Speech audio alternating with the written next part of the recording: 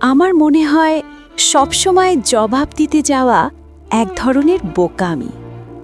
কিছু কিছু মানুষের প্রশ্নের উত্তর আমার জানা থাকে, তবু সেখানে নিরুত্তর থাকাটাই প্রয়োজন। একটা বাঁকা হাসি হেসে সেখান থেকে উঠে আসাই যথেষ্ট। সবসময় উঠে থাকা তর্জনীগুলোর দিকে নিজেকে এক্সপ্লেন করতে নেই, কারণ আমার ব্যাখ্যাগুলো অতটা সস্তা নয়। ওগুলো পাওয়া যায় না, অর্জন করতে হয়। সব ভুল বোঝাবুঝি ভাঙাতে নেই। কেউ ভুল বুঝছে, বুঝুক। সব জায়গায় নিজেকে প্রমাণ করার দায় আমার নেই, কারণ আমিও মানুষ, আর সব প্রশ্নের উত্তর দেওয়া যায় না। কিছু প্রশ্নের কোনো উপসংহার থাকে না।